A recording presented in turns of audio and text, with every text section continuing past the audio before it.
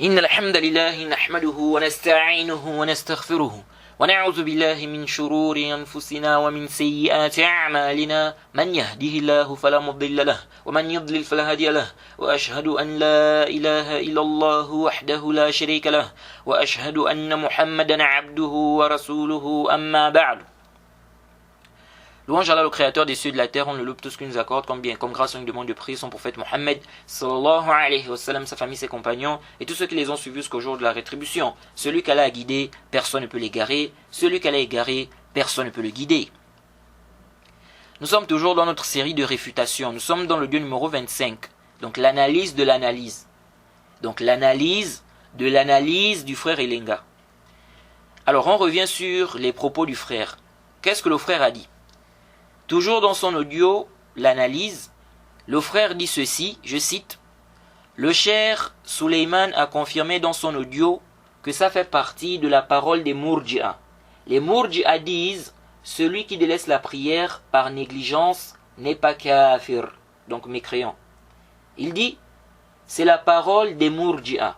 Il a confirmé ça. » Fin de citation. Alors, ceci est un talbis.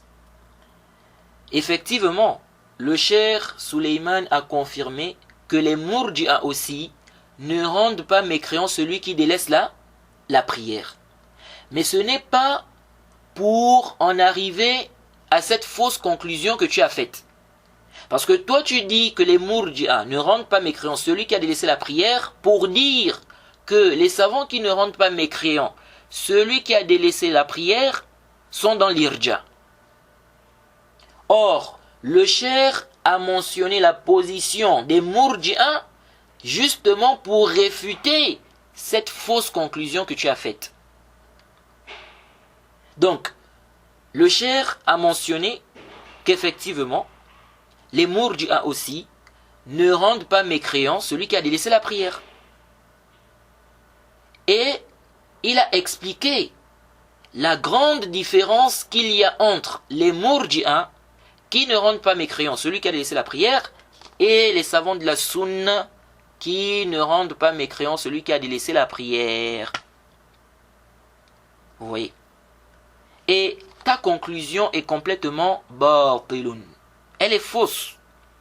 De dire que les Murji'a ne rendent pas mécréant celui qui a délaissé la prière, donc ceux qui ne rendent pas mécréant celui qui a délaissé la prière sont dans l'irja.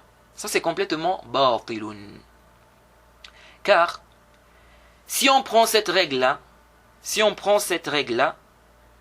on va donner des jugements qui sont complètement nuls et caducs. Les Khawarij rendent mécréant celui qui a délaissé la zakat. Et on avait vu ça dans les propos de l'imam Mohammed ibn Nasr. Alors, les salafs ont divergé concernant le jugement de celui qui délaisse la zakat. Est-il mécréant ou pas? Certains salafs ont rendu mécréant celui qui délaisse la zakat. Donc, si on suit ta logique, on va dire quoi? Que les salafs qui ont rendu mécréant celui qui délaisse la zakat sont dans l'innovation des Khawarij.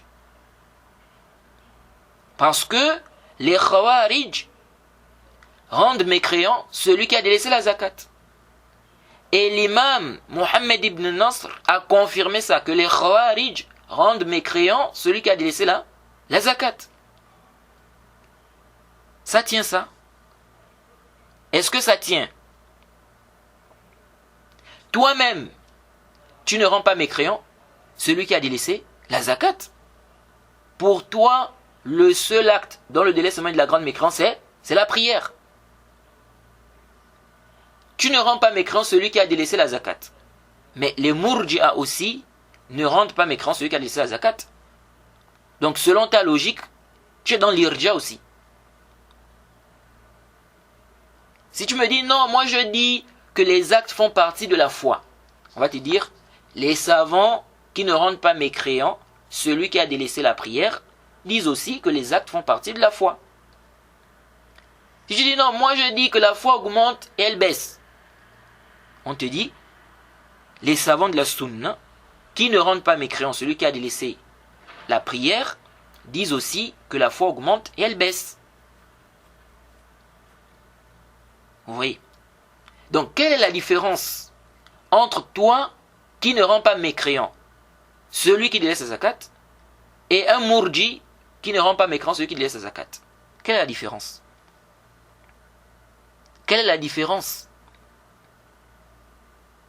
Donc ça, c'est vraiment une fausse conclusion.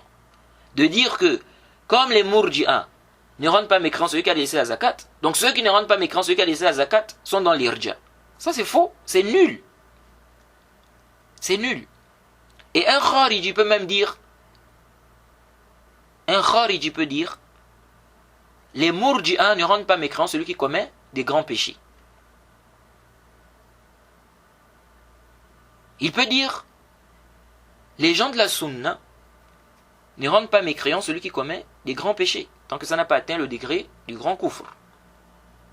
Il peut dire que les gens de la sunna aussi sont dans l'irja, parce qu'ils ne rendent pas mécréant celui qui commet des grands péchés. Vous voyez. Donc, ça c'est vraiment une fausse conclusion. Donc de dire que comme les mourji'as ne rendent pas mécréant celui qui laisse sa prière, donc ceux qui ne rendent pas mécréant celui qui laisse sa prière sont dans l'irja. Ça ne tient pas. Jade. Sinon, toi-même tu es dans l'irja. Et Ibn Abdel Barr a bien mentionné la différence. Ibn Abdel Barr, lorsqu'il a traité le sujet, il a expliqué qu'il a évoqué la divergence. Il a mentionné la divergence qu'il y a entre les savants de la sunna concernant le jugement de celui qui délaisse sa prière. Ensuite, il a dit quant aux gens de l'innovation. Et là, il a donné la position des gens de l'innovation. Et il a cité la position des mourji'as. Et il a mentionné la différence entre les mourji'as qui ne rendent pas mécréant celui qui a délaissé la prière et les savants de la sunna qui ne rendent pas mécréant celui qui a délaissé la prière. Il a fait comprendre que les savants de la sunna qui ne rendent pas mécréant celui qui a délaissé la prière disent que celui-là, sa foi est faible. Celui qui a délaissé la prière, sa foi est faible. Alors que les mourji'as disent que sa foi est complète. Et le cheikh Suleiman a mentionné la parole d'Ibn Abdel Barr dans son audio. Pourquoi as-tu fait abstraction de cela? Après, le frère Elenga a fait comprendre que le cheikh a expliqué que cette parole se retrouve aussi chez les gens de la sunna. Donc le fait de ne pas rendre mécréant celui qui délaisse la prière. Parmi ces ulama, Malik, Shafi'i et Ahmed, dans une version. Il dit, le cheikh dit, si on taxe de mourji celui qui ne rend pas mécréant, celui qui délaisse la prière, alors c'est qualifier tous ces imams-là de mourji'a. Et c'est grave. Après, il dit, le cheikh nous donne dans cet audio la différence entre la position des mourji'a lorsqu'ils disent que celui qui délaisse la prière par négligence n'est pas kafir, et la position de certains Ahl Sunnah wal Jama'a qui disent que celui qui a délaissé la prière par négligence n'est pas kafir, n'est pas mécréant. Il fait comprendre que les deux groupes ne rendent pas mécréant celui qui a délaissé la prière. Il dit, ce qui signifie que ce que j'ai dit n'est pas un mensonge. Parce que j'ai dit, celui qui ne taxe pas de mécréant celui qui délaisse la prière par négligence. Donc, il parle de l'irja. Il tombe dans l'irja. Écoutez, écoutez bien. Il dit, ce qui signifie que ce que j'ai dit n'est pas un mensonge. Parce que j'ai dit, celui qui ne taxe pas de mécréant, celui qui délaisse la prière par négligence, donc il parle de l'irja. Il tombe dans l'irja. Il prend la position des murji'a. Je n'ai pas menti, parce que les murji'a disent ça. Le cheikh a confirmé ça. Fin de citation. Alors, ça c'est complètement batilun. Il y a un mélange des propos ici. Le cheikh a confirmé que les murji'a disent que celui qui délaisse la prière, il ne sort pas de l'islam. Le cheikh a confirmé cela. Naam. Qui est celui-là qui a vraiment étudié le sujet en détail et qui ignore cela? Donc le problème n'est pas là. Le problème n'est pas dans la confirmation de cette position. C'est-à-dire le fait de confirmer que les murji'a aussi ne rendent pas mécréant celui qui a délaissé la prière. L'ishkal n'est pas à ce niveau. Où se trouve l'ishkal? Où se trouve le problème? Le problème, c'est dans ta déduction. La déduction que tu as eu à faire par rapport à cette position des murji'a. Toi, tu confirmes. Tu confirmes que les murji'a ne rendent pas mécréants. Celui qui délaisse la prière pour taxer, pour accuser d'irja, les savants qui ne rendent pas mécréants, celui qui délaisse la prière. Et c'est là l'ishkal, et c'est là le problème. Vous voyez. Et comme je l'ai dit, ça c'est complètement batilun, cette conclusion-là. De dire que, comme les murji'a ne rendent pas mécréant celui qui délaisse sa prière, donc les savants qui ne rendent pas mécréant celui qui délaisse sa prière sont dans l'irja. Parce que les khawarij aussi rendent mécréant celui qui délaisse la zakat.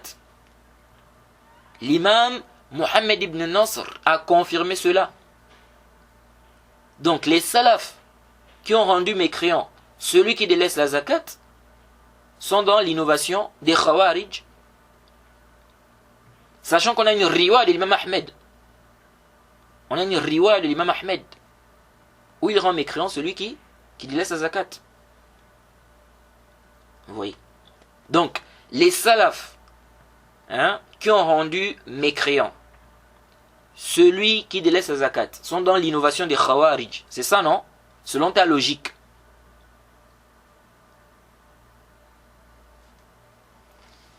Alors, après, le frère mentionne la différence entre les deux positions. Il fait comprendre que le cheikh a mentionné la différence entre les deux positions. Il mentionne juste que les savants de la sunna se basent sur des preuves. Donc les savants de la sunna qui n'ont pas rendu mécréant celui qui laisse sa prière. Ces savants-là se sont basés sur des preuves pour donner ce jugement-là. Donc pour ne pas rendre mécréant, donc pour dire que celui qui a délaissé la prière, n'est-ce pas, il ne sort pas de l'islam. Il dit, or les murji'a, donc il fait comprendre que les murji'a se sont basés sur leur fondement. Donc or, les murji'a se sont basés sur leur fondement que les œuvres ne font pas partie de la foi.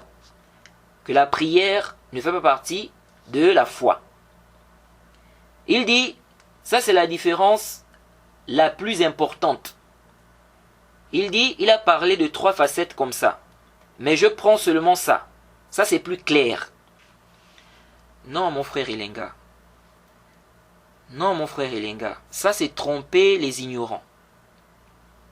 Mentionne les 3 facettes. Et ce que tu as mentionné, ce n'est pas ce qui est plus clair. Ce n'est pas ce qui est plus clair.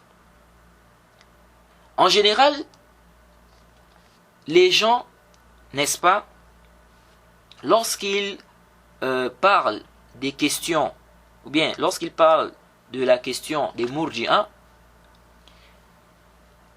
ils ont tendance à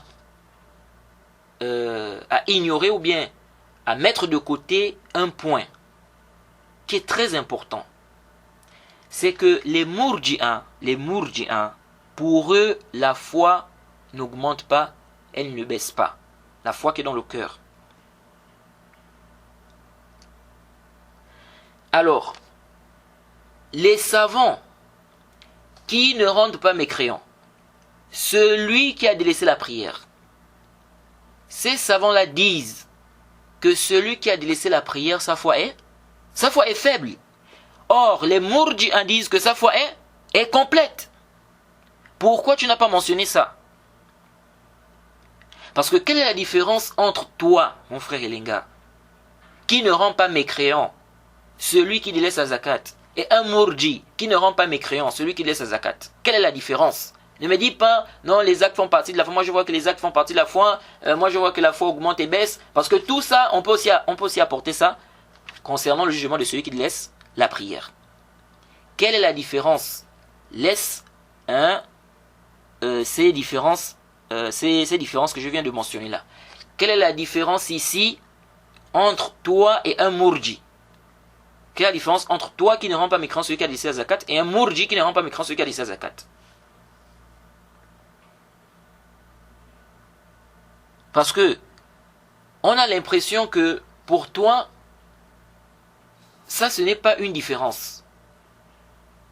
Lorsqu'on dit que les savants qui ne rendent pas mécréants, celui qui a délaissé la prière, disent que les actes font partie de la foi. Jade. Alors, donne-nous maintenant la différence entre toi qui ne rend pas mécréant celui qui a délaissé la zakat et un Murji qui ne rend pas mécréant celui qui a délaissé la zakat. Parce que les Murji aussi ne rendent pas mécréant celui qui a délaissé la zakat. Donne-nous la différence. Donne-nous la différence ici. Sur ce point-là, sur le point du jugement de celui qui délaisse la zakat. Sur ce point-là. La différence est claire. C'est que toi, tu vois que celui qui ne donne pas la zakat, sa foi est faible. Et le Murji, lui, il voit que sa foi est complète. Et c'est ça ici. Le Murji voit que celui qui a délaissé la prière, sa foi est complète.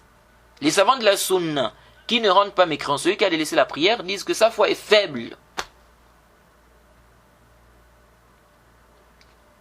Donc, il fallait évoquer ce point-là. Pourquoi tu n'as pas évoqué ce point-là? Pourquoi tu n'as pas évoqué ce point-là, mon frère Elenga? Parce que ça réfute clairement ta position, disant que ces savants-là, qui ne rendent pas mécréant, celui qui a délaissé la prière, sont dans l'irja.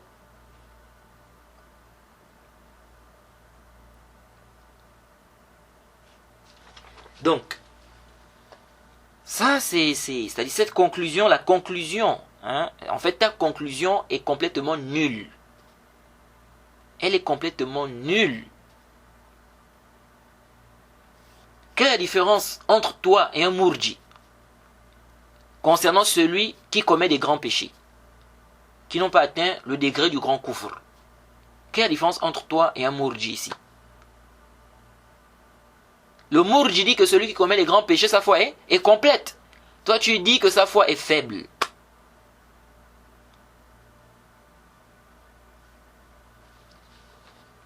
Alors, après il dit, le cheikh conclut pour dire, c'est haram, interdit de qualifier un connaisseur parmi les Ahl Sunnah qui dit que les œuvres font partie de l'iman, donc de la foi, que la prière fait partie de l'iman, donc de la foi, que l'iman augmente et baisse, donc la foi augmente et baisse. Celui qui dit ça, comme les Ahl Sunnah, et qui ne rend pas mécréant celui qui a délaissé la prière, c'est haram de l'appeler Murji, ou haram de dire qu'il est tombé dans l'irja, haram. Voilà ce que le cheikh a dit. Je dis, naam, c'est sahih. C'est haram. C'est haram, c'est interdit de dire que ce savant-là, qui ne rend pas mécréant, celui qui a délaissé la prière, qui voit que les œuvres font partie de la foi, que la foi augmente, que la foi baisse, c'est haram de dire qu'il est mourji du fait qu'il ne rend pas mécréant celui qui a délaissé la prière. C'est haram. Naam, sahih. C'est haram de dire qu'il est dans l'irja. Parce que sur quelle base tu dis qu'il est dans l'irja alors qu'il n'a pas les fondements des murji'a? Il n'a pas les fondements des murji'a. Si tu dis non, les murji'a ne rendent pas mécréant celui qui a délaissé la prière. Et donc, comme il ne rend pas mécréant celui qui a délaissé la prière, il est dans l'irja. Toi-même alors tu es dans l'irja. Parce que les murji'a ne rendent pas mécréant celui qui a délaissé la zakat. Toi-même tu ne rends pas mécréant celui qui a délaissé la zakat. Tu es dans l'irja aussi. Si on suit ta logique. Alors, il dit, donc le frère Elenga dit, écoutez, écoutez très bien. Le frère dit, lorsque nous disons que celui qui ne taxe pas de mécréant, celui qui a délaissé la prière par négligence, est tombé dans l'irja, vous avez écouté?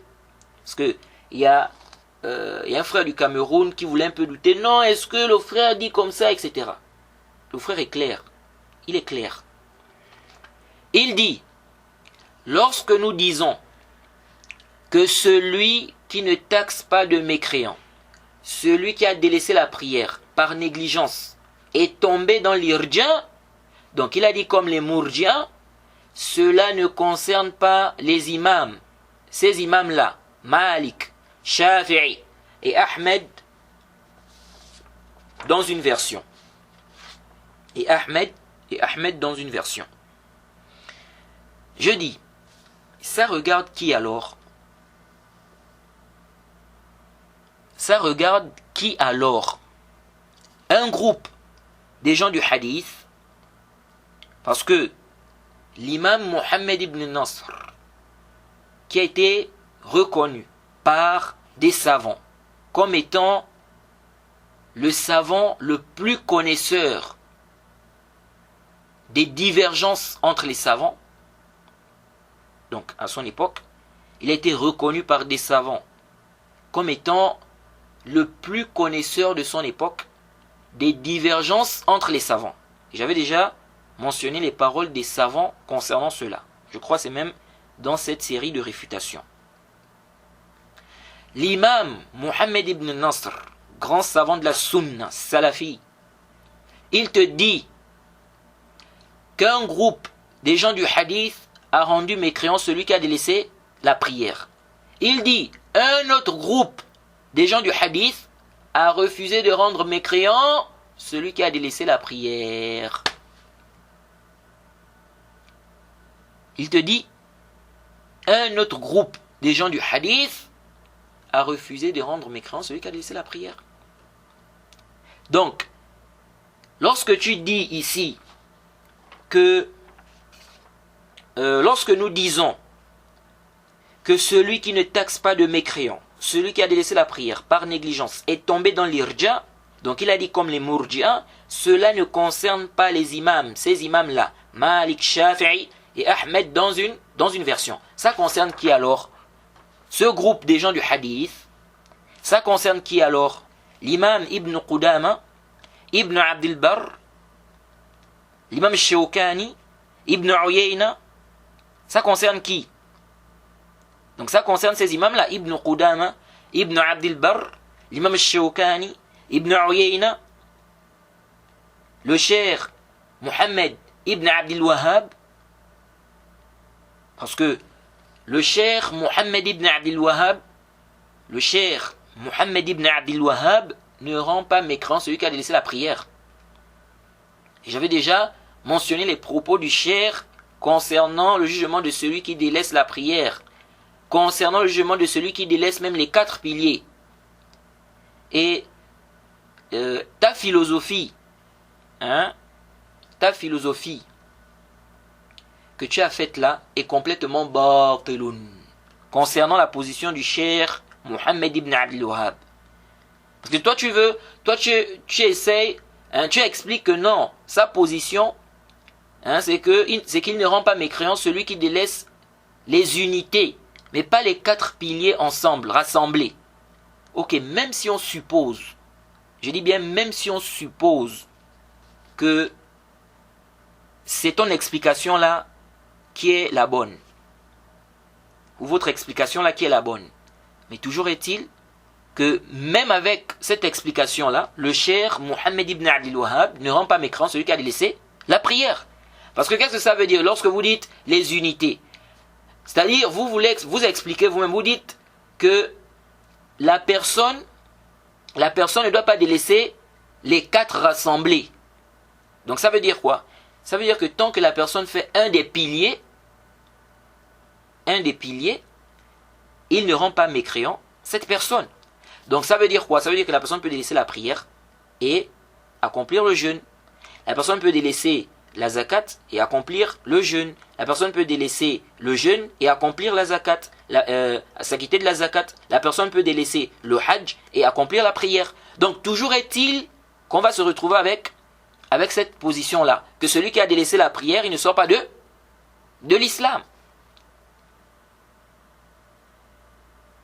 Donc même avec ton explication, le cheikh Mohammed ibn Abdul Wahhab, n'est-ce pas, ne rend pas mécréant celui qui a délaissé la prière. Si on prend ton explication, le cheikh Mohammed ibn Abdul Wahhab ne rend pas mécréant celui qui a délaissé la prière tant qu'il fait un des piliers.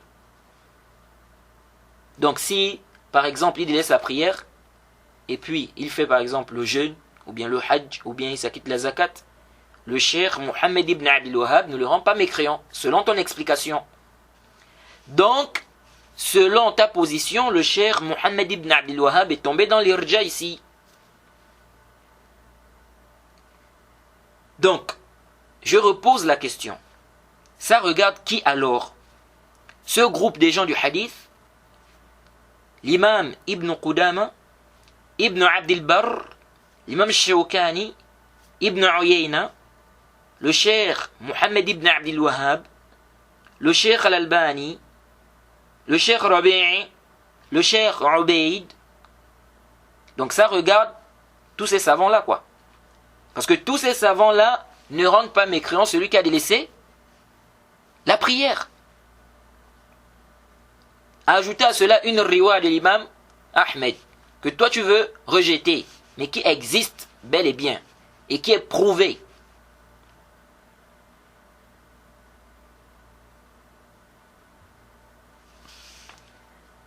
Donc, ça regarde qui? Quand tu dis ça ne regarde pas Malik, Shafi'i, Ahmed dans une riwaya.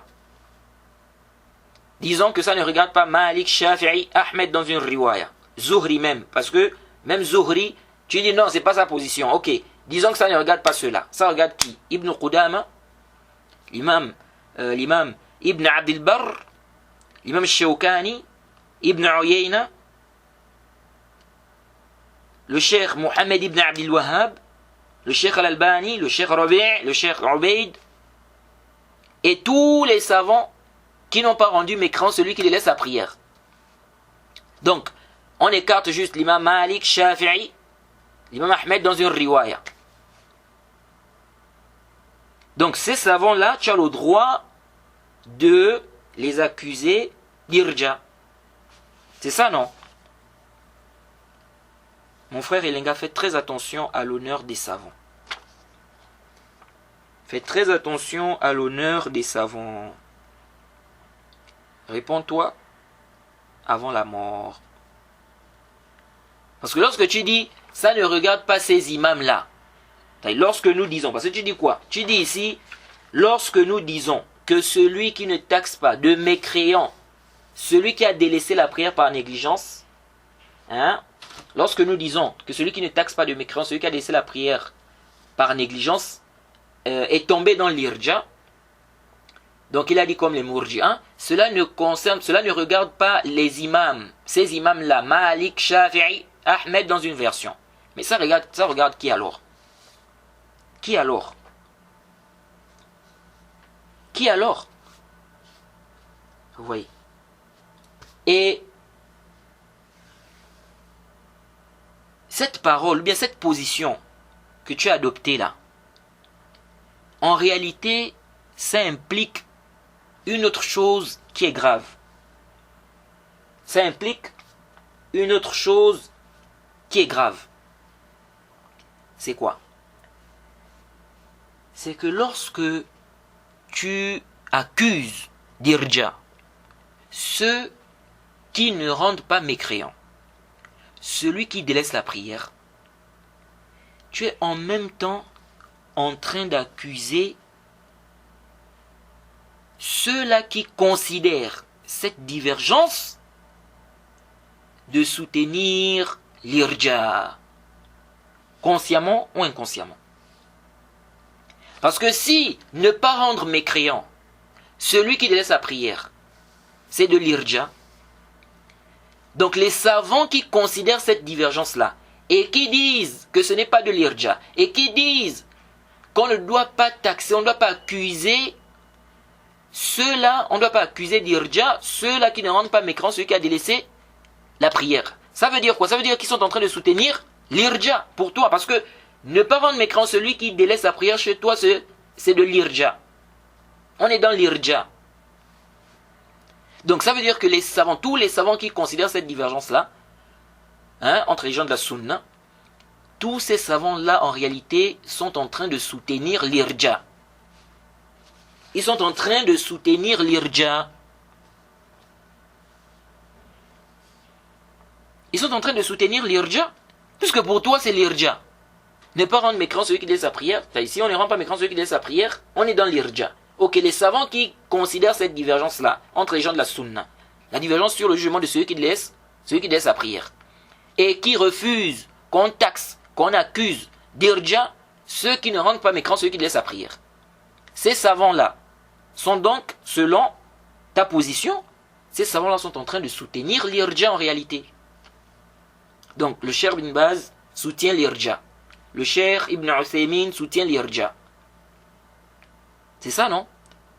Ibn Qudama soutient l'irja. Bon, déjà, même lui, sa position, bon, on va dire lui-même, déjà, il est dans l'irja, selon ta logique. Ibn Abdel Barr est dans l'irja. L'imam Shawkani est dans l'irja. Le Cheikh Mohammed Ibn Abdel Wahhab, le Cheikh Mohammed Ibn Abdel Wahhab est dans l'irja. Le Cheikh Al-Albani est dans l'irja. Le Cheikh Rabi' est dans l'irja. Le Cheikh Ubaid est dans l'irja. Un groupe des gens du hadith est dans l'irja. Parce que l'imam Mohammed ibn Nasr, l'imam Mohammed ibn Nasr a bien dit à un groupe des gens du hadith, n'a pas rendu mécréant celui qui a délaissé la prière.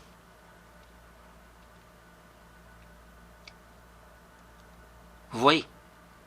Et tous les frères salafis qui ont la position que celui qui a délaissé la prière, il ne sort pas de l'islam, tous ces frères salafis-là sont dans l'irja. Ils sont dans l'irja et ils sont soutenus par des savants. Donc des savants sont, c'est-à-dire il y a des savants qui soutiennent l'irja là. Vous voyez ça? Donc même le Cheikh Al-Abbad soutient l'irja. Parce que le Cheikh Al-Abbad considère la divergence, il considère cette divergence. Vous voyez ça? C'est grave. Je ne sais pas si tu médites sur ta position là. Je ne sais pas si tu médites sur ta fausse position là. Tu es sur une mauvaise position. C'est une mauvaise position. C'est batilun. Tu es dans le faux.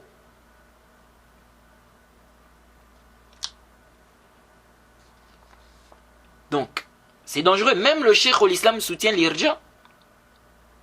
Même le Cheikh al-Islam soutient l'irja. Ibn al-Qayyim soutient l'irja. Puisqu'il considère cette divergence. Il n'accuse pas d'irja ceux qui ne rendent pas mécréants, ceux qui laissent la prière. Donc, tous ceux-là soutiennent l'irja selon ta position en fait. Parce que ne pas rendre mécréant celui qui délaisse la prière, c'est de l'irja. C'est-à-dire on est dans l'irja. Alors, quelle est alors la position par rapport aux savants qui disent non, ce n'est pas de l'irja, et qui disent même qu'il ne faut pas accuser d'irja ceux qui ne rendent pas mécréants, ceux qui ont laissé la prière. Quelle est la position face aux savants qui considèrent cette divergence sur le jugement de celui qui laisse sa prière entre les gens de la sunna? Donc ces savants-là, en réalité, sont en train de soutenir l'irja. Ils soutiennent l'irja dans la communauté. C'est très grave. C'est très grave. Vraiment, mon frère Elenga, il faut faire un repentir public. Il faut délaisser cette position batil. Et je pensais même à quelque chose. Tu t'accroches sur le, comment dirais-je, le prétendu consensus des compagnons sur la mécréance de celui qui a laissé la prière. Alors, si tu te bases sur ça pour accuser d'irja ceux qui ne rendent pas mécréants, celui qui a laissé la prière, je pose une question. Les compagnons qui, selon toi, étaient unanimes que celui qui a laissé la prière, il est mécréant, il est sorti de l'islam. Ils étaient unanimes sur celui qui délaisse combien de prières? C'est-à-dire ils étaient unanimes sur la grande mécréance de celui-là qui a délaissé combien de prières? Une prière, deux prières, trois prières, combien de prières? Est-ce que tu peux prouver que les compagnons étaient unanimes que celui qui a délaissé une seule prière, il est sorti de l'islam? Tu peux prouver ça, des paroles des compagnons.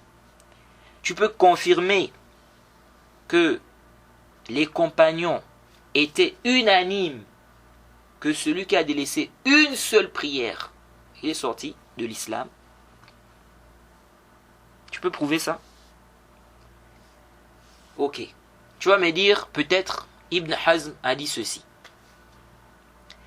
Si maintenant, tu te bases, si tu te bases sur ce consensus, écoutez bien, si tu te bases sur ce consensus pour accuser d'irja, ce consensus des compagnons, pour accuser d'irja ceux qui ne rendent pas mécréants, ceux qui a laissé la prière, et si tu dis que les compagnons étaient unanimes que celui qui a délaissé une seule prière, il sort de l'islam, et si tu te bases sur cela pour accuser d'irja ceux qui ne rendent pas mécréants, celui qui a délaissé la prière, vous savez ce que ça veut dire? Ça veut dire que celui qui ne rend pas mécréant, celui qui a délaissé une seule prière, il est dans l'irja. Je dis bien si tu te bases sur ce prétendu consensus-là des compagnons. Ça veut dire que celui qui ne rend pas mécréant, celui qui a laissé une seule prière, il est dans l'irja. Parce que les compagnons étaient unanimes que celui qui a délaissé une seule prière, il sort de l'islam. Jaïd. C'est-à-dire selon si tu dis que les compagnons étaient unanimes que celui qui a laissé une seule prière, il sort de l'islam. Et si tu te bases sur cela pour taxer ou bien pour accuser d'irja ceux qui ne rendent pas mécréants, celui qui a laissé la prière, donc ça veut dire que celui qui ne rend pas mécréant, celui qui a délaissé une seule prière, il est dans l'irja. Donc même le Cheikh Ibn Uthaymin, selon cette position-là, selon ce principe-là, il est dans l'irja. Le Cheikh al-Islam Ibn Taymiyyah est dans l'irja. Ibn al-Qayyim est dans l'irja. Et tous les savants qui ne rendent pas mécréants, celui qui a laissé une seule prière, sont dans l'irja. Vous voyez? Et si tu dis les compagnons, n'est-ce pas, n'étaient pas du tout unanimes que celui qui a délaissé une seule prière, il sort de l'islam. Il sort de l'islam. Jade. Et donc, s'ils n'étaient pas du tout unanimes, ils ont divergé sur... C'est-à-dire, ils ont divergé ou ils n'ont pas divergé. Ils ont divergé ou pas. Et vraiment, c'est étonnant. C'est vraiment étonnant. Lorsque quelqu'un va persister sur un consensus qui ne tient absolument pas, et il va se mettre à taxer les gens d'irja en se basant sur, n'est-ce pas, le fait qu'il y a un consensus qui est en réalité illusoire.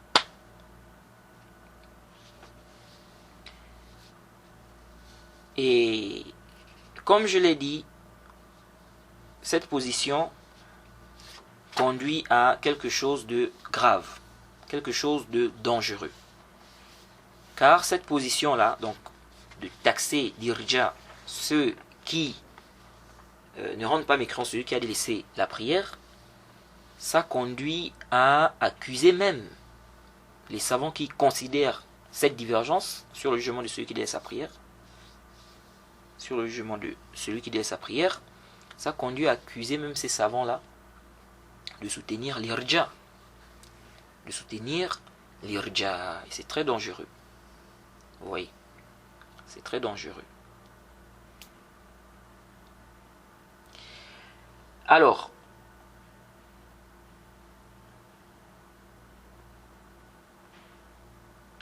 il dit, donc le frère Elenga dit, vraiment qu'Allah nous aide. Qu'Allah nous aide. C'est triste, c'est vraiment triste.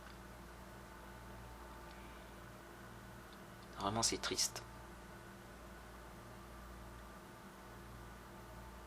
Les Haddadiyya t'ont vraiment embrouillé.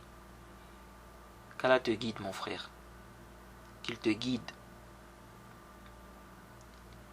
Et qu'il nous accorde la clairvoyance.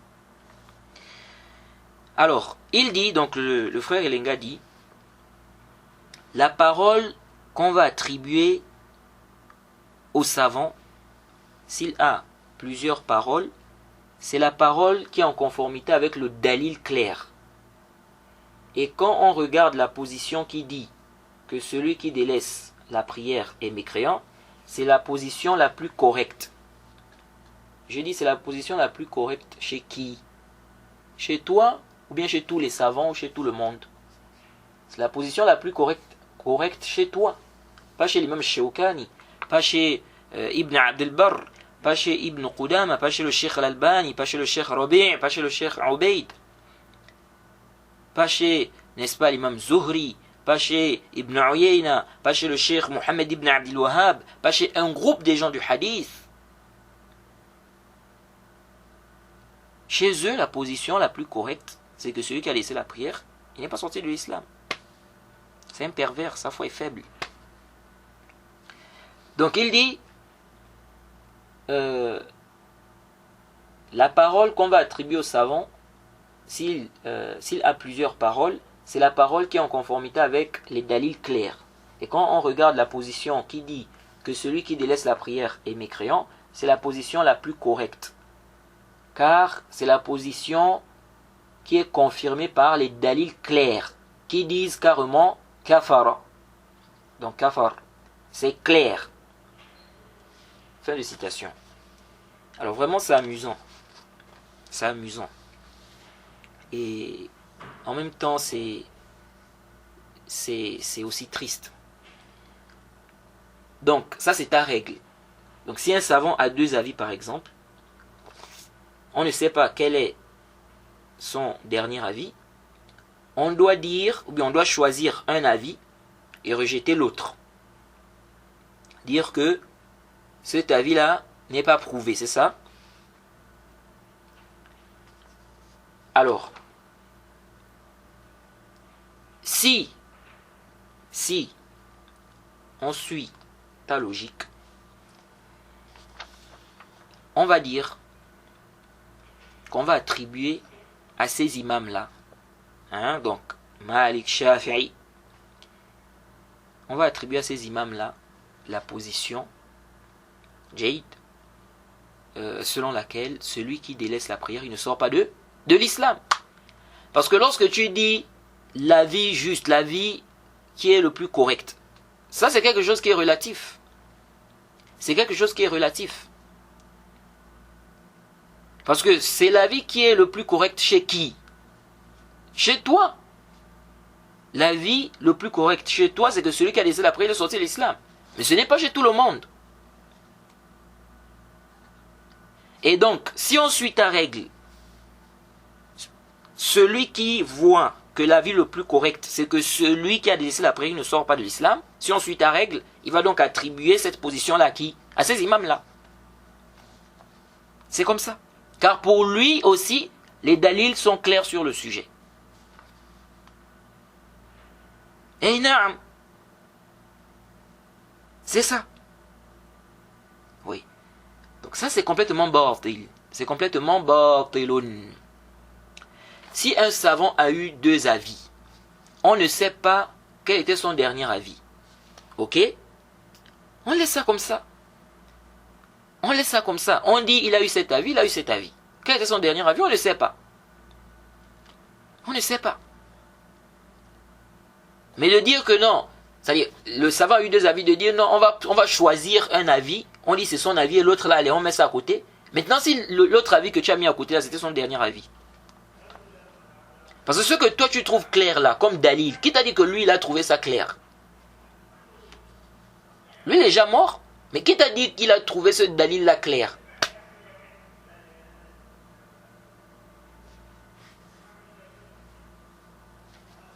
Donc, nous disons, si un savant a deux avis, c'est prouvé que le savant a eu deux avis.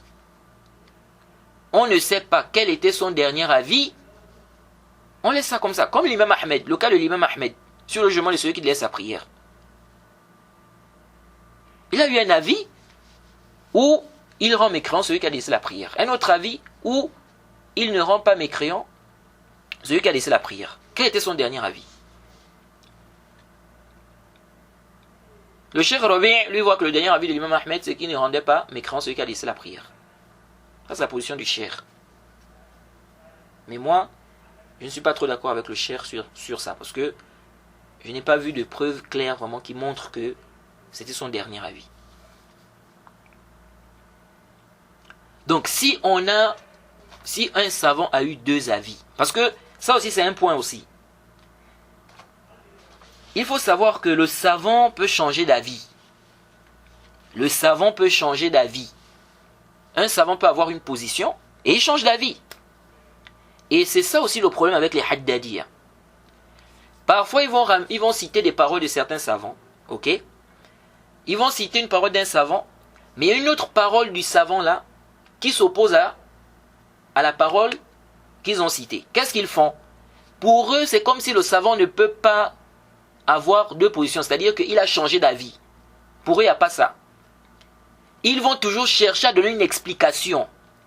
Ils vont chercher à expliquer, c'est-à-dire pour dire que non, en fait, même l'autre avis là, ça ne contredit pas ça. Ils vont se torturer là, pour te faire sortir une explication vraiment, quand tu vois, c'est vraiment le takallouf. Comme ils ont fait avec le cheikh Mohammed ibn Abdel Wahhab. Le cheikh est clair dans ses propos, clair.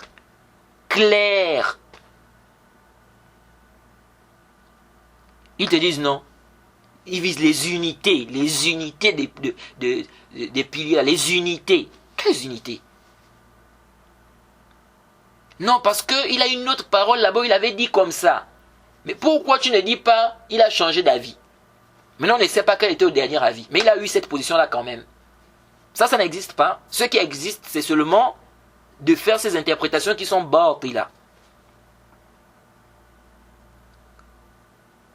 L'imam Shawkani, parfois tu vois, il a un avis dans le Durar. Tu regardes dans le Nail al-Awtar, par exemple. Ok? Tu trouves un autre avis là-bas.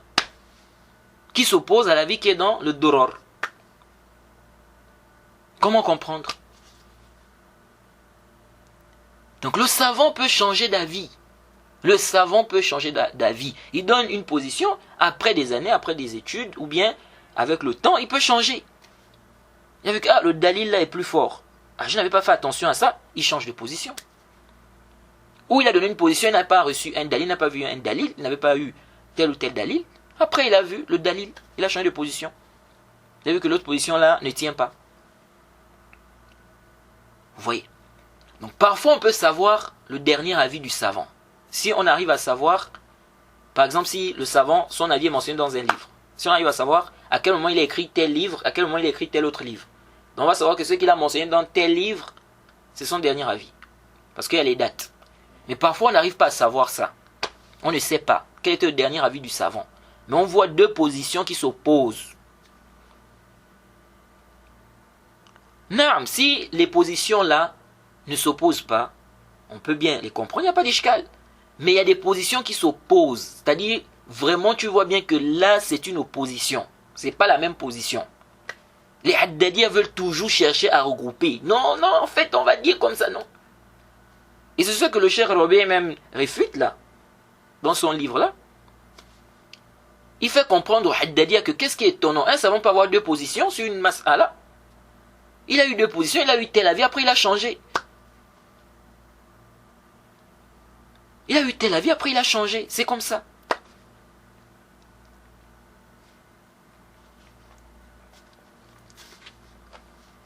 Mais maintenant le problème, si le savant a eu deux positions, c'est-à-dire on voit deux avis contraires du savant, et vraiment on ne peut pas regrouper, c'est-à-dire on voit deux avis qu'on ne peut pas regrouper, ça c'est les avis, je dis bien des avis contraires, c'est-à-dire que c'est en opposition. Et on ne sait pas quel était le dernier avis. C'est-à-dire si on voit déjà que les deux avis sont vraiment en opposition, ça montre quoi? Ça montre quoi? Ça montre ici qu'il a eu à changer de position. Mais quel était son dernier avis? C'est ça le problème. Donc si on ne sait pas, on dit l'imam a eu tel avis, il a eu aussi tel avis. Il a eu tel avis, il a eu aussi, il a eu tel avis, il a eu aussi, il avait tel avis et il a eu aussi tel autre avis. C'est comme ça. Mais de dire que non, on va ici attribuer, on choisit donc un avis qu'on va attribuer à l'imam et l'autre on rejette ça parce qu'on estime que les preuves sont claires de ce côté, mais il se peut que ce savant-là n'a pas vu que les preuves là sont claires, il se peut que l'avis que tu veux mettre de côté, c'était son dernier avis, c'est sur cet avis là qu'il est resté et c'est sur ça qu'il est mort. Donc le mieux c'est quoi? C'est de dire que ce savant a eu ces deux positions là. Quel était son dernier avis? Allah est le plus savant. Mais comme les Haddadiya veulent à tout prix, ils veulent à tout prix dénigrer ceux qui ne sont pas d'accord avec eux, donc ils viennent avec des interprétations, ils viennent avec des faussetés, ils viennent avec des choses, subhanallah. Donc si on suppose que l'imam Malik et l'imam Shafi'i ont eu deux avis sur la question, dans le jugement de celui qui délaisse la prière, ok? Mais si on n'a pas de preuve du dernier avis, c'est-à-dire on ne sait pas quel était le dernier avis, on fait quoi? On ramène les deux riwayat, on dit l'imam Malik a eu deux avis sur la mas'ala, l'imam Shafi'i a eu deux avis sur la mas'ala. Khalas. C'est des positions qui sont là, c'est des positions qui sont chez les gens de la sunna. Vous voyez. Mais comme vous voulez à tout prix taxer les gens d'irja, Donc, vous cherchez à écarter tout ce qui peut faire obstacle, hein, à vos accusations mensongères. Et on a déjà expliqué que l'imam Malik et l'imam Shafi'i ne rendent pas mécréant celui qui a délaissé la prière. Jaïd. Ce qu'on rapporte qui est contraire à cela, ce n'est pas du tout authentique. Jaïd. Et donc, selon ta règle, parce que quand tu dis ça, on dirait que tu ne prends pas conscience que la question du tarjih, c'est une question aussi qui est relative. Parce que lorsque tu dis l'avis le plus correct chez qui? Chez tous les savants musulmans, chez tous les savants de la sunna. Donc, il faut arrêter ce genre de choses banales.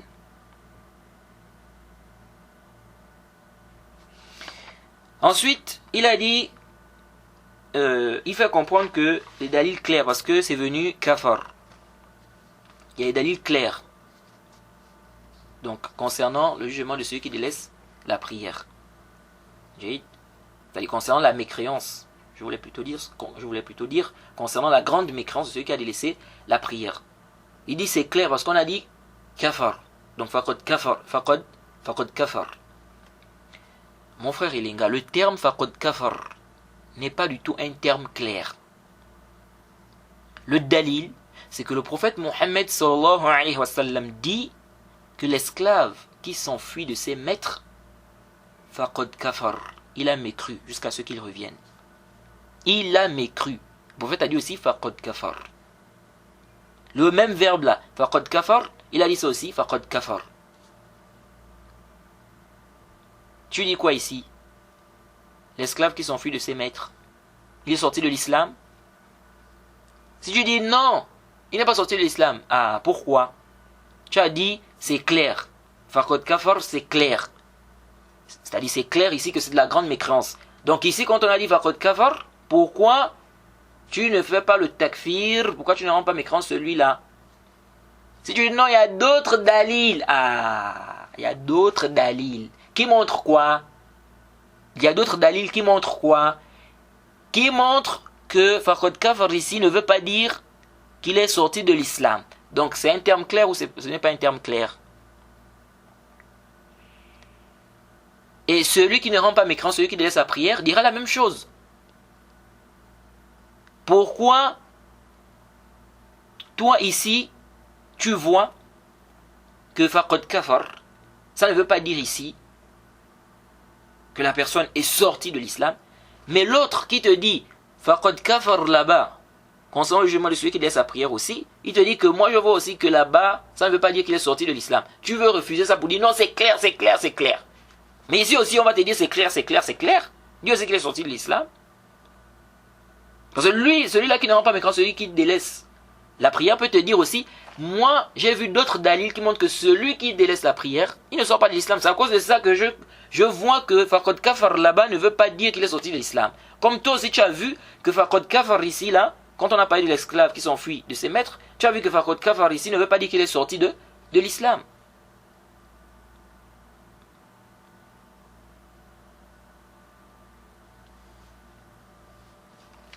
Le prophète a dit, celui-là, il n'y a pas quelqu'un qui s'affilie à un père qui n'est pas son père. Hein? Et il sait que ce n'est pas son père. Il a connaissance de cela. Illa kafar. Illa kafar. Sans qu'il ne mécroie. Il est sorti de l'islam. Celui qui s'affilie à un père qui n'est pas son père. En connaissance de cause, il sait que ce n'est pas son père. Il est sorti de l'islam. Comme faqad kafar, c'est clair. Alors voilà, faites le takfir aussi de cela. C'est pourquoi Ibn Abdel Barr, lorsqu'il a mentionné les arguments des savants qui ne rendent pas mécréants, celui qui a laissé la prière, je crois que soit c'est dans le Tamhid ou bien dans l'Istithkar. Je ne me rappelle plus très bien, mais je crois que c'est dans l'un des deux livres là. Quand il a traité la mas'ala du jugement de celui qui délaisse sa prière,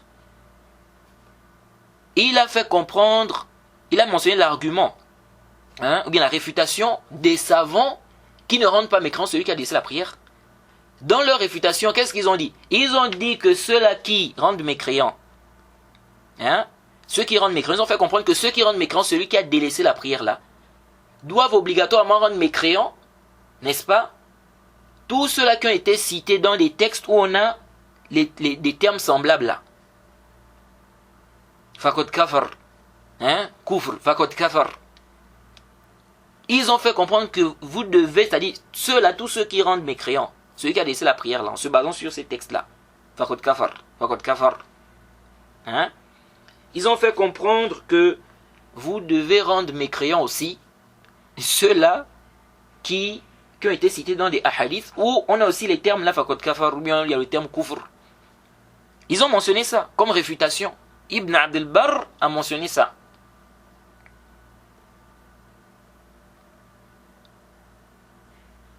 Ils ont dit vous êtes obligés de faire aussi ça.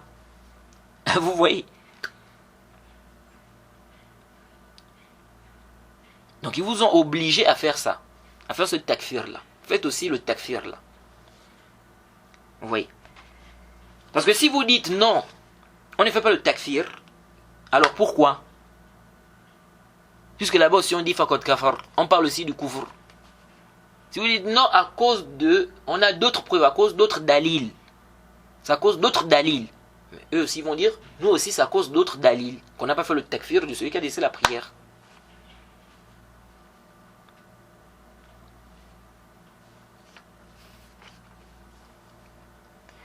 Alors, donc ce n'est pas un terme clair, fakot kafar. Dans le Coran même on a dit kafiroun, ceux qui ne jugent pas avec ce qu'Allah a fait descendre. Voilà certes les mécréants, kafiroun. Ibn Abbas te dit c'est du kufr, douna kufr, c'est du petit kufr. Pourtant on a utilisé le terme kafiroun. Kafiroun, mécréant. Vous allez tourner là. Tout ce que vous pouvez apporter comme réponse là, Jade, on peut apporter ça aussi comme réponse ici. Parce que vous allez dire quoi? Vous allez dire non, ici là on a le dalil. Ou bien on a une explication, ou bien les gens de la sunna sont unanimes, ou bien comme ça. Tout ça revient à quoi? Qu'on a un dalil qui montre, un dalil qui montre que le sens qui est voulu là-bas, Jade, ce n'est pas la grande mécréance. Ok? C'est-à-dire le simple fait de juger avec une loi autre que la loi d'Allah. Le simple fait de juger avec une loi autre que la loi d'Allah, tout en sachant que c'est haram. Donc ceux-là, ou bien celui qui ne rend pas mécréant, celui qui a laissé la prière, il va dire c'est à cause du dalil aussi. Parce que vous allez nous apporter quelle philosophie ici? Non, mais ce n'est pas de manière absolue, parce qu'il y a des cas aussi où juger avec une loi autre que la loi d'Allah, on sort de l'islam. Oui, on sait qu'il y a aussi des cas, mais le problème n'est pas là-bas. Le problème est qu'on a dit kafiroun, et on a ici un tafsir d'Ibn Abbas qui dit que c'est le petit kufr. C'est ça. Après, il y a des cas, oui, il y a des cas, ça n'a pas de problème. Mais ça ne change rien ici. Au fait qu'il a expliqué le verset, on a dit kafiroun, il a expliqué ça en disant que c'est kufr duna kufr. Vous voyez? Donc déjà même avec le terme kafir, on peut voir que, on peut parler du petit kufr. Alors que dire du terme fakot kafar? Fakot kafar. Parce que comme j'avais dit, je n'ai pas vu un hadith. Je ne connais pas un hadith où le prophète dit que celui qui a laissé la prière, il est kafir. Kafir, je dis bien le terme kafir. Un hadith comme ça authentique, je ne connais pas ça. Entre les deux termes, qu'est-ce qui est plus clair? Entre fakot kafar et kafir. Bref. Alors,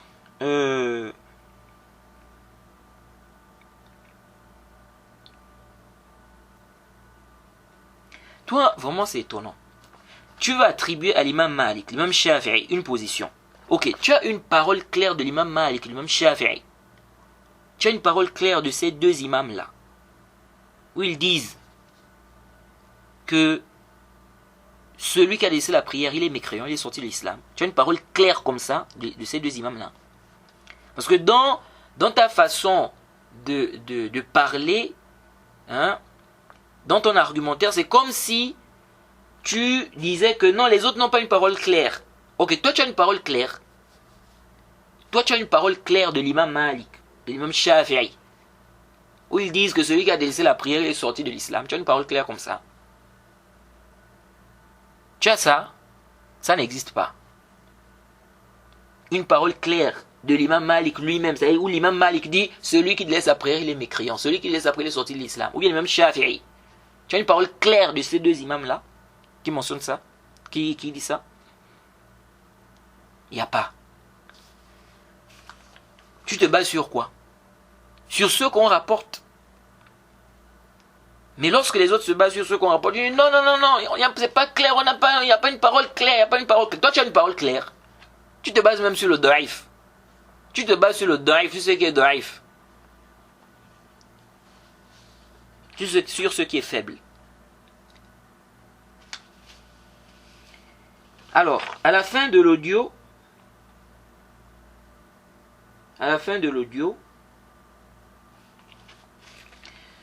le frère a fait comprendre que ça c'est la sentence générale. Donc ce sont des murji'a, donc ceux qui ne rendent pas mécréants, ceux qui laissent la prière, ou bien ils sont dans l'irja, ceux qui ne rendent pas mécréants, ceux qui délaissent la prière. Bon, le frère a voulu en fait atténuer la situation ou l'affaire. Donc il fait comprendre que ça c'est la sentence générale, donc que celui-là, ou bien que ce sont des murji'a, ceux-là qui ne rendent pas mécréants ceux qui délaissent la prière. Donc il fait comprendre que ça c'est la sentence générale, mais les applications, il y a des mawani', il y a des empêchements, il y a des shurut, il y a des conditions. Il dit mais la parole c'est la parole des murji'a. La parole c'est la parole des murji'a. Vraiment qu'Allah te guide. Qu'Allah te guide vers ce qu'il agrée.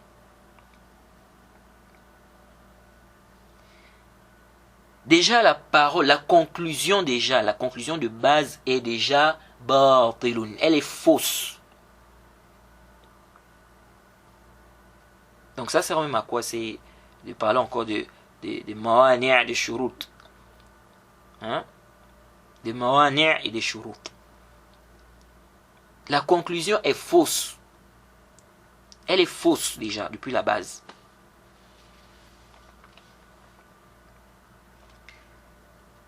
Donc de dire que les savants qui ne rendent pas mécréants, celui qui a délaissé la prière, sont dans l'irja.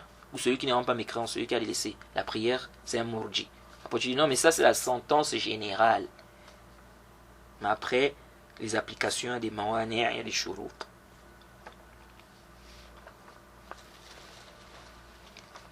Elle est déjà, c'est-à-dire la conclusion est déjà fausse.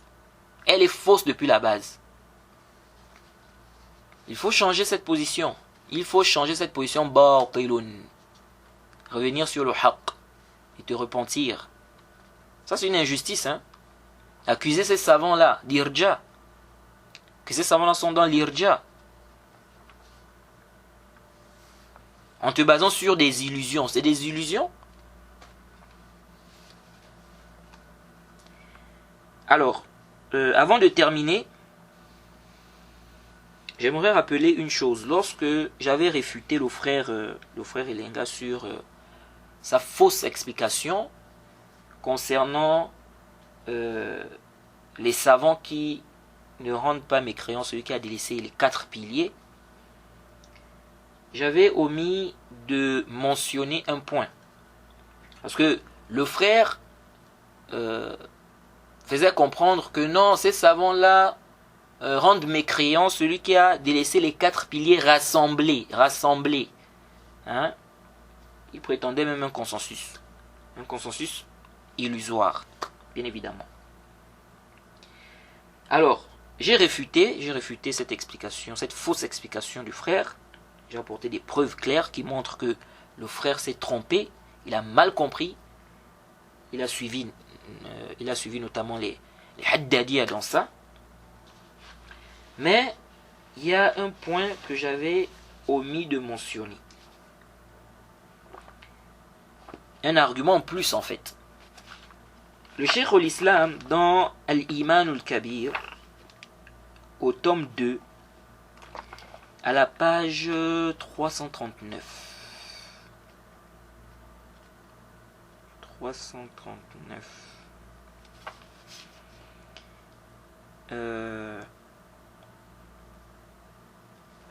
Qu'est-ce qu'il dit? Intabihu huna.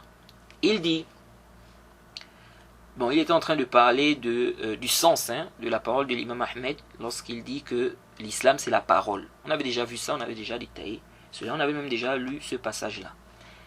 Donc ce passage que je vais lire là.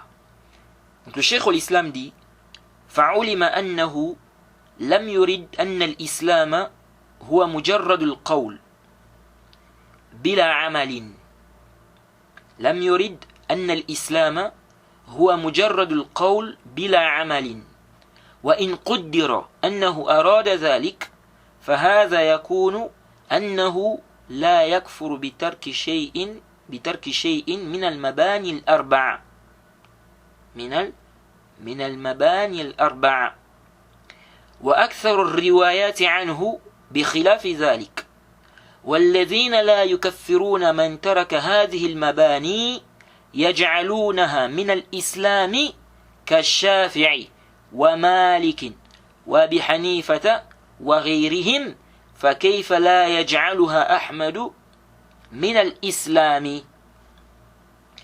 Le Cheikh al-Islam dit, on a donc su qu'il n'a pas visé par sa parole l'islam, c'est la parole, il n'a pas visé par cette parole-là que l'islam c'est la simple parole sans acte.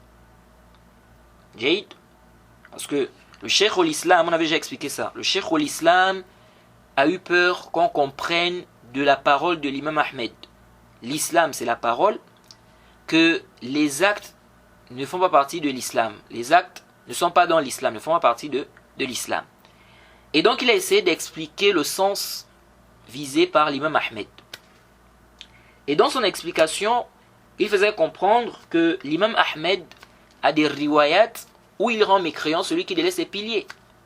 Donc, si on se base sur ces riwayat-là, ce n'est pas possible que, selon ces versions-là, ce n'est pas possible qu'il vise par sa parole, l'islam c'est la parole, ce n'est pas possible qu'il vise par cette parole-là, que l'islam c'est la parole sans acte. Pourquoi?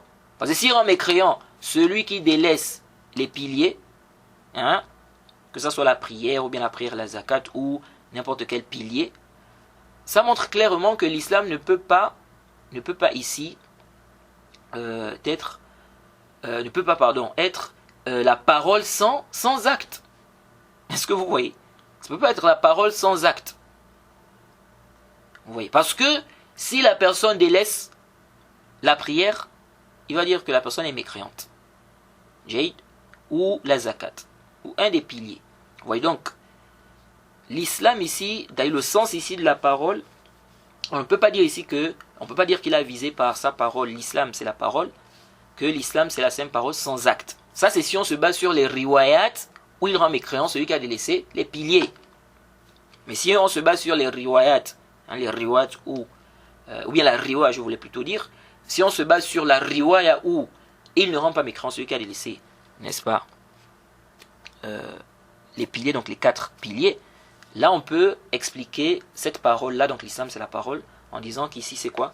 C'est la parole sans acte, c'est-à-dire sans acte apparent. Bref, on a beaucoup parlé de cette question-là. Bref, donc le Cheikh al-Islam dit quoi? Il dit donc, on a su qu'il n'a pas visé par sa parole-là que l'islam c'est la simple parole sans acte. Il dit, si on suppose qu'il a visé ça, si on suppose qu'il a visé quoi? Que l'islam c'est la simple parole sans acte. Il dit, si on suppose qu'il a visé ça, ça c'est si la personne n'est pas mécréante, Jade, ça c'est lorsque la personne n'est pas mécréante en délaissant quoi? Les 4 piliers. Ou bien on va dire, c'est dans la riwaya où il ne rend pas mécréant celui qui délaisse les 4 piliers. Ok? Donc, ça c'est...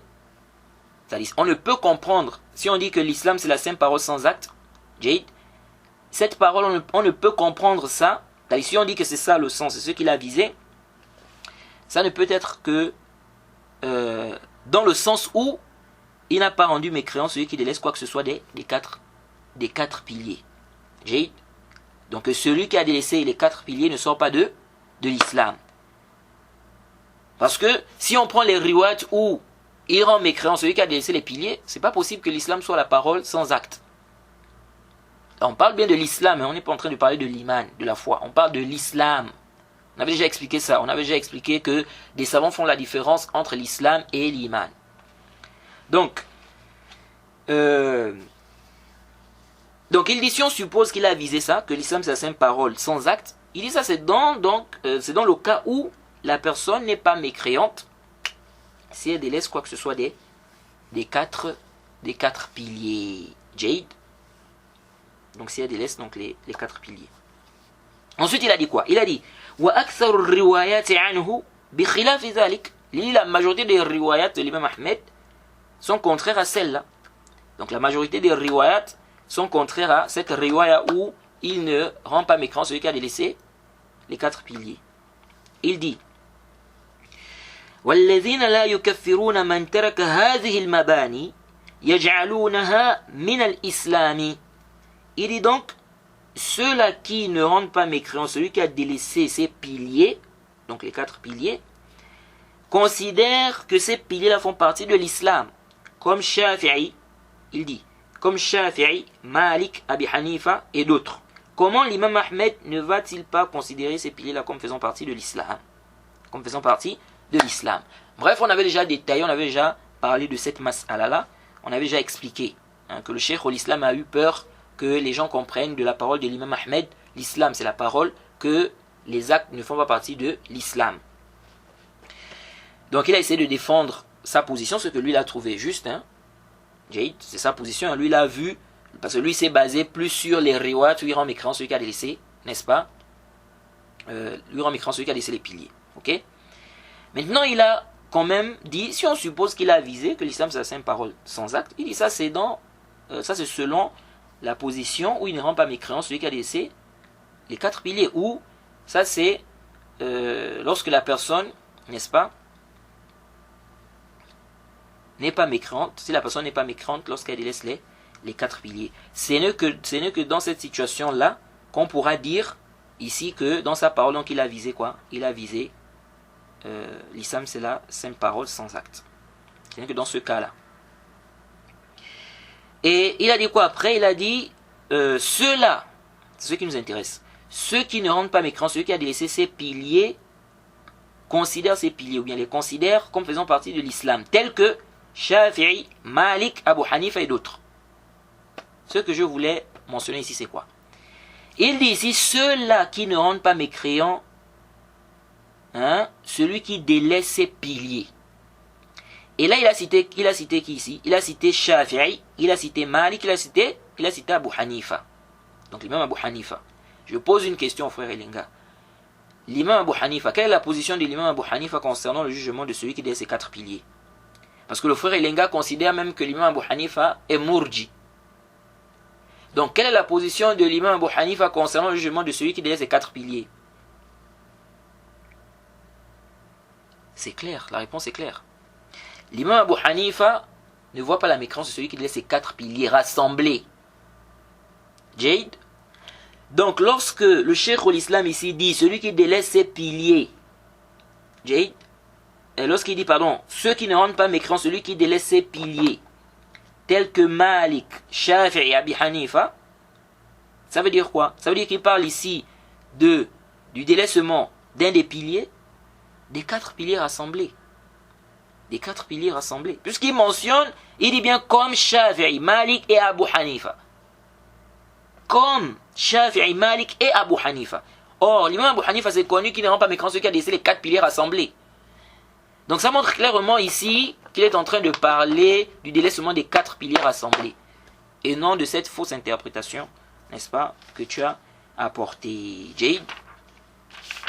Bon, ça c'était juste un ajout d'argument. Sinon, j'avais déjà bien réfuté, n'est-ce pas,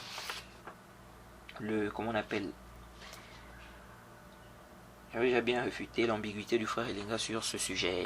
Alors avant de terminer, je vais réfuter un argument avancé par certains. Un argument avancé par certains pour rendre mécréant celui qui délaisse la prière. Ils disent que le prophète va reconnaître sa communauté le jour dernier par les traces des ablutions. Donc, celui qui n'aura pas les traces des ablutions, ça prouve que le prophète ne va pas le reconnaître. Et donc, il n'est pas de sa communauté. Donc, il est kafir, il est mécréant. Alors, cet argumentaire à la base a été fait par le cheikh al-Islam ibn Taymiyyah. Et j'ai écouté les Haddadiyya du Gabon dans leurs audios mentionner cela. Mais cet argumentaire n'est pas sahih, n'est pas juste. Pourquoi? Le fait de dire que le prophète ne va pas reconnaître ceux qui n'avaient pas les traces des ablutions, ça c'est vrai. Parce que s'il n'a pas fait les ablutions, donc il ne sera pas reconnu par les traces des ablutions. Sachant que quelqu'un qui ne prie pas, peut quand même faire les ablutions. Est-ce que vous voyez? Soit pour lire le Coran, parce qu'il y a des gens qui croient qu'il est interdit de lire le Coran si on n'a pas les ablutions. Vous voyez? Donc, même celui qui ne prie pas, il peut faire les ablutions, soit pour lire le Coran, ou pour autre chose, pour une autre raison. Bref, disons qu'il n'a pas fait les ablutions. Donc, celui qui ne prie pas là, il n'a pas fait les ablutions. Disons ça. Le prophète ne va pas le reconnaître. Jade. Cependant, le fait qu'il ne va pas le reconnaître, du fait qu'il n'a pas les traces des ablutions, n'implique pas qu'il est mécréant. Où est le dalil qu'il est mécréant? Où est le dalil qu'il est mécréant? Où est le dalil qu'il est mécréant? Où est la preuve qu'il est mécréant? Et quant au terme de ma communauté, ceci est un critère général par rapport à la majorité. C'est un wasf qui est arlabi. Ceci n'implique pas que ce qu'il a cité sera forcément sur tout le monde de sa communauté. Et que si la personne n'a pas ça, elle est mécréante. Non. Est-ce que vous suivez? Est-ce que vous suivez ça? La preuve de cela, c'est que celui qui s'islamise et qui meurt avant de prier, avant de faire les ablutions, donc il s'est islamisé, il n'a pas eu la capacité, ou bien il n'a pas eu la possibilité de faire les ablutions. Donc il s'est islamisé, il est mort. Celui-là qui s'est islamisé et qui est mort, donc celui qui est rentré dans l'islam et qui est mort aussitôt, les savants sont unanimes, qu'il est musulman.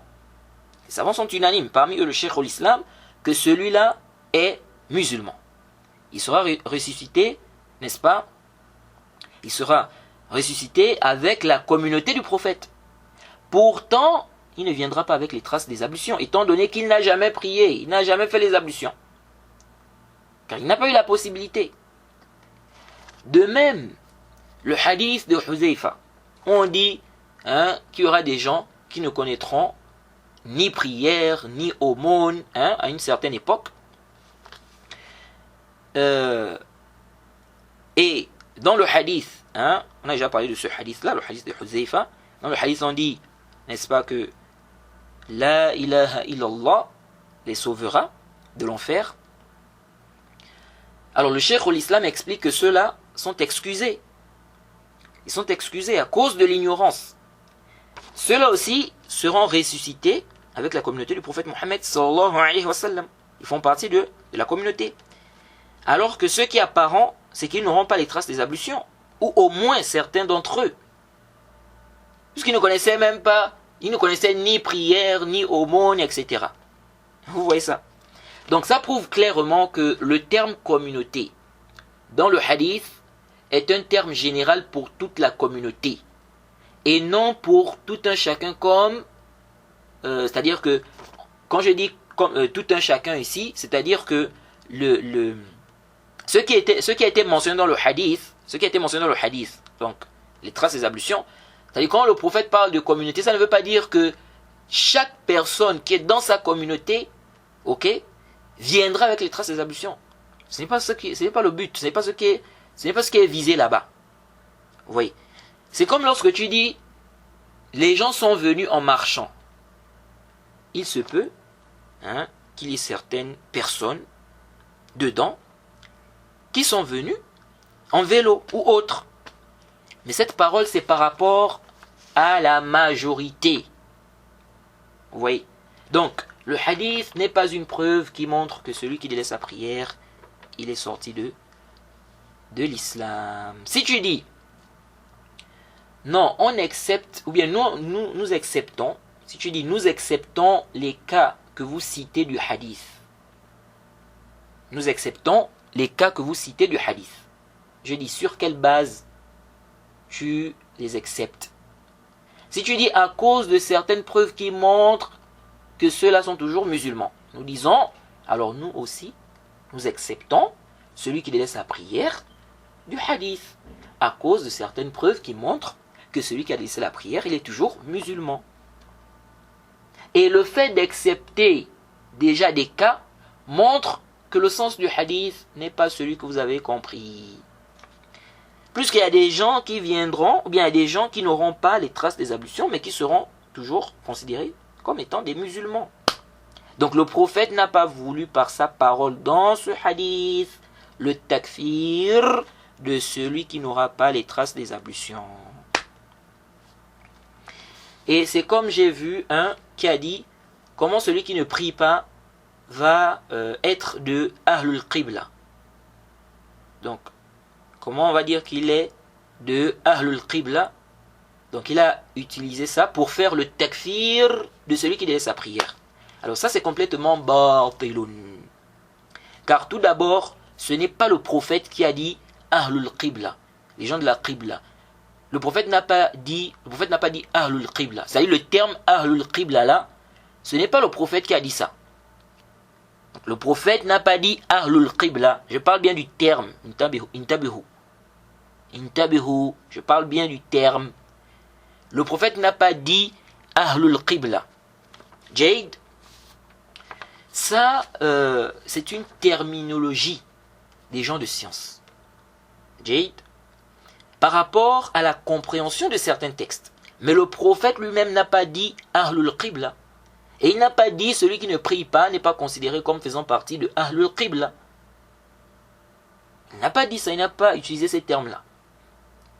Il n'a pas expliqué le terme Ahlul Qibla. D'ailleurs, il n'a même pas utilisé le terme Ahlul Qibla. Ce n'est pas venu dans les textes. Et on avait déjà vu qu'il ne convient pas de s'argumenter des terminologies des savants pour faire le takfir sans prendre en compte les preuves. Donc tu ne dois pas dire comme on dit les piliers de l'islam. Donc celui qui laisse au jeûne, c'est un mécréant parce qu'on a dit piliers de l'islam. Non. Ce n'est pas le prophète qui a dit piliers de l'islam. Donc tu ne peux pas te baser sur cette terminologie-là pour faire le takfir sans regarder les preuves. Vous voyez. Et ça me fait penser à une histoire. Je priais à la mosquée de l'université. Il y avait un frère du Gabon qui priait à côté de moi. Et ce frère-là, pendant la prière, je voyais qu'il ne faisait pas la Jilsatul Istiraha. Et donc après la prière, je lui ai dit, mais pourquoi tu ne fais pas... Je lui ai dit, pourquoi tu ne fais pas la Jilsatul Istiraha, donc la posture du repos, l'assise du repos. Donc on appelle ça, bon, on dit la posture du repos, l'assise du repos. Et vous savez ce qu'il m'a dit? Je lui ai dit, parce que je lui ai dit, c'est la sunna. Le prophète a fait cela. J'ai mentionné la preuve. Vous savez ce qu'il m'a dit? Il me dit, on appelle ça comment? Déjà il m'a dit que ce n'est pas la sunna. Il me dit, ce n'est pas la sunna. On fait ça si on est fatigué ou si on est vieux. J'ai dit, oh, comment ça? Où est la preuve? Il me dit, on appelle ça comment? Je lui dis, Jilsatul Istiraha. Il dit, ah, tu as vu? Jilsatul istiraha. Donc la posture du repos, l'assise du repos. L'assise du repos. Donc ça veut dire qu'on fait ça si on veut se reposer. Ou si on est vieux. Vous voyez ça? Je lui ai dit non. Je lui ai dit, qui a donné cette appellation-là? Jilsatul istiraha. Qui a donné l'appellation-là? Je lui ai dit, ce n'est pas le prophète. Ce sont les savants qui ont donné cette terminologie-là. Donc tu ne peux pas te baser sur ça pour donner la sentence. Sans prendre en compte ce qui est venu dans les textes. Vous voyez? Donc c'est ça, c'est le véritable problème que, c'est-à-dire certaines personnes ont des problèmes avec ça. Ils vont donner des jugements en se basant sur des terminologies. Sans prendre en compte, donc des terminologies données par les savants, sans prendre en compte les textes. Les savants peuvent donner une terminologie pour faire comprendre où la chose a été, bon, ça s'est répandu comme ça. Mais toi, tu ne dois pas te baser sur la terminologie pour donner la sentence sans revenir aux arguments, sans revenir aux preuves. Donc il faut faire attention à cela. Donc le prophète n'a pas dit, c'est pas le prophète qui a dit Ahlul Qibla.